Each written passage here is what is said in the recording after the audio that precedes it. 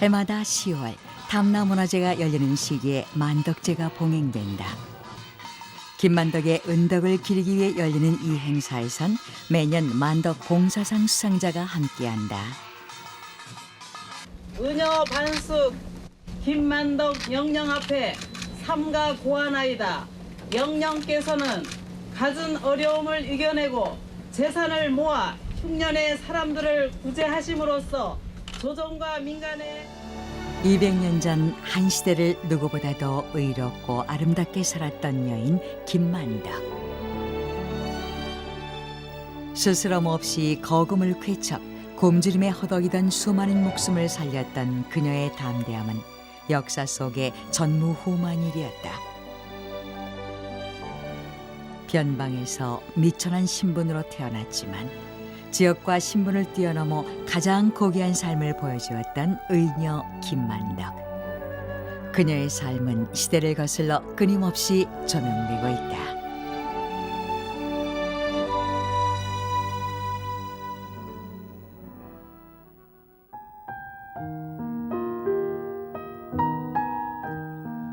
제주시 사라봉에 위치한 모충사. 제주의 의녀 김만덕의 공덕을 기리는 기념비와 일대기를 담은 기념관이 있는 곳이다.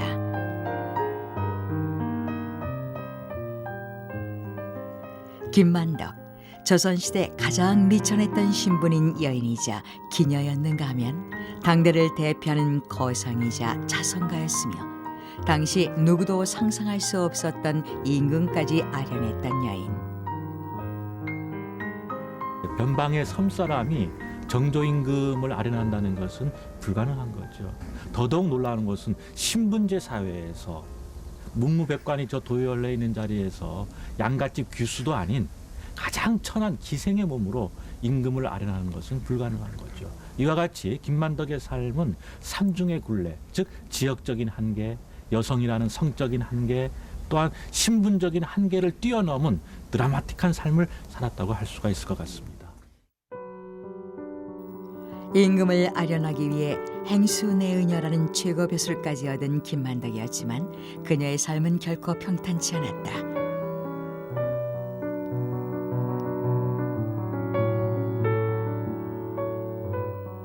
묘비문이 말해주듯 만덕은 원래 평범한 양갓집의 교수였다. 하지만 갑자기 집안이 기울고 양친이 세상을 뜨면서 그녀의 삶은 예기치 않은 풍랑에 휩싸이고 만다. 상인이었던 아버지 밑에서 남부럽지 않은 삶을 살던 만덕은 부모가 일찍 세상을 뜨자 어린 나이에 남의 집에 맡겨지는 신세가 되고 만다. 그러다 결국 기녀의 몸이 된 만덕은 자신으로 인해 가문이 천민으로 대우받은 것에 몹시 괴로워한다. 급기야 관가를 찾아가 면천해주면 어려운 이웃을 위해 살겠다고 요청해 마침내 20살 무렵 관기 생활을 청산한다. 이후 만덕은 제주에 흉년이 들고 수많은 백성이 굶주림에 허덕일 때 천금을 털어 숱한 목숨을 구하게 된다.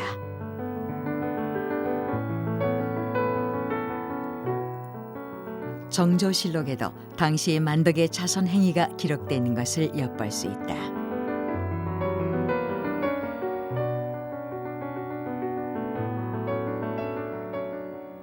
또한 당시 영의정이었던 최재공은 친히 만덕전을 집필해 만덕의 의로운 뜻과 높은 기계를 칭송해 마지 않았다.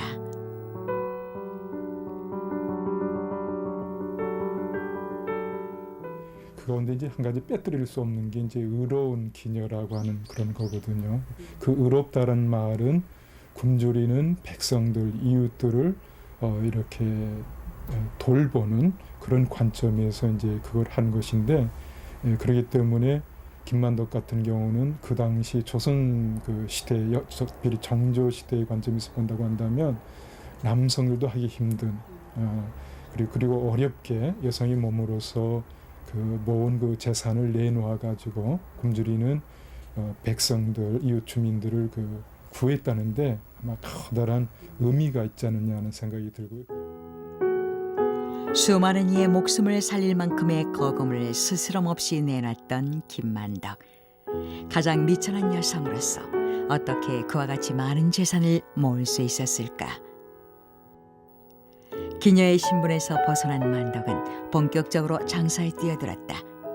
객주집을 차려 제주의 특산물인 말청, 미역, 전복 등을 육지부에 파는가 하면 옷감, 장신구 따위를 사들여 양반층 부녀자들을 대상으로 장사를 한다. 이제 여자의 몸이지만은 그 같이 말한 객주터를 중심으로 해서 장사를 할 수 있었다라는 겁니다. 그 재물의 어떤 그 시세에 따라서 그걸 해서 아주 장사를 잘해서 그 돈을 재물을 축적할 수 있었다는 그 장사 수완 능력이 아주 대단하고요. 그래서 이제 흔히 여성 CEO라고 하는 그런 이름도 이제 붙는 것 같고요. 이제에 밝고 시대 흐름을 잘 읽었던 만덕은 포구에 주목한다. 당시 포구는 제주와 다른 지역을 연결하는 유일한 관문으로 늘 들고 나는 사람과 물건들로 북적이었다. 만덕은 제주 포구에 객주집을 차렸고 예상대로 크게 번성했다. 그렇게 모은 막대한 재산은 더할 나위 없이 값지게 쓰인다.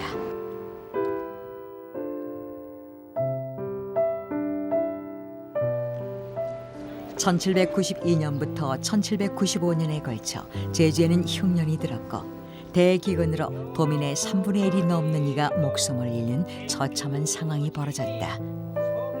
이때 만덕은 아낌없이 천금을 내놓아 육지로부터 양곡을 불러 수많은 백성을 살린다. 국가도 사대부도 남자도 하지 못했던 일에 변방에 가장 미천한 관기 출신의 여자인 그녀가 해낸 것이다. 만덕의 자선회의는 숱한 공경대부들을 감화시켜 사후 추사 김정희는 은광연세라는 편액을 써서 만덕의 삶을 기렸다. 그때 시대적인 상황을 빨리 포착하고 기업인으로서 성공한 분에 대한 존경이라고 또 생각하고 또 그것을 자기 개인을 위해서만 쓰지 않고 그 이제 다른 분들을 위해서 기꺼이 내놨다는 것도 아주 놀랍게 인정을 하신 거고 또 특히 그 액수가 당시에 남성들이 내놓은 액수보다 훨씬 큽니다. 그런 거에 대한 놀라움, 그것으로 인한 존경이라고 저는 생각을 합니다. 이 공적으로 만덕은 의녀반수라는 최고의 벼슬을 받아 임금을 아련하고 금강산을 두루 구경하는 영광을 얻는다.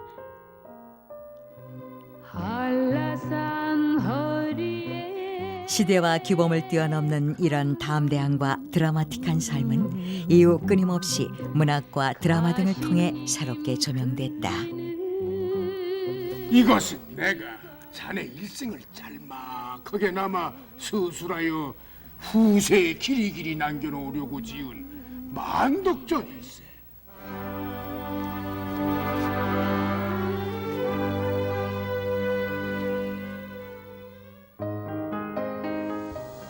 드라마 속에서 김만덕 역을 맡기도 했던 배우 고도심은 만덕의 삶을 흠모하며 실제로 나눔과 기부의 삶을 실천해 나가고 있다. 그분의 그 정신이 너무 숭고하지 않아요. 여기 이 거상 김만덕 같은 여사는 사람으로서는 좀 뛰어넘는 그런 숭고한 정신이 우리 이 시대에 정말 많은 어린 새싹들과 어렸을 때부터 그렇게 기부 정신, 지금이야 무슨 서양에서 기부 그런 문화가 이제 뭐 자꾸 커지니까 이제야 우리나라도 아 사람이 기부를 하고 그 즐거움을 갖고 살아야 되는구나 이런 생각을 하지만 이게 200년을 뛰어넘은 그때 당시에 이 여인이 했다라는 것이 우리 선조는 벌써 했었던 사람이었다. 이게 너무 자랑스럽지 않습니까?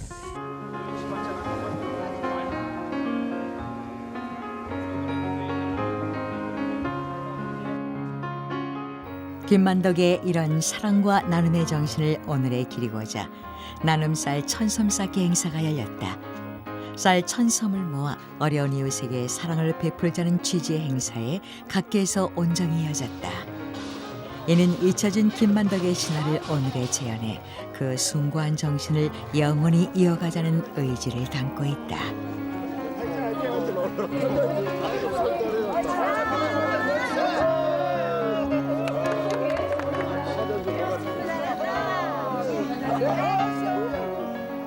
계속 못 사는 사람이 없을 정도로 그냥 계속 할 겁니다. 만덕 할머니 정신이 그거예요. 뭐 나눔과 베품, 가진 사람이 나눔과 베품 정신.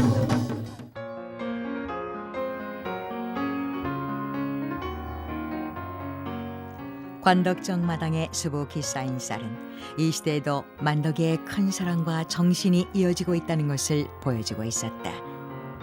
뿐만 아니라 상품권 발행, 화폐 인물 등재를 위한 노력 등을 통해 김만덕은 200년이라는 시간을 뛰어넘어 우리 안에 되살아나고 있다. 전 재산을 내어 수많은 목숨을 구한 김만덕은 제주의 어머니로 불리며 그 자체로 신화가 되었다. 누구보다 시대를 앞서 살았던 김만덕. 죽을 때까지 나눔과 베품의 삶을 살았던 그녀의 삶은 시대를 거슬러 영원히 빛날 것이다.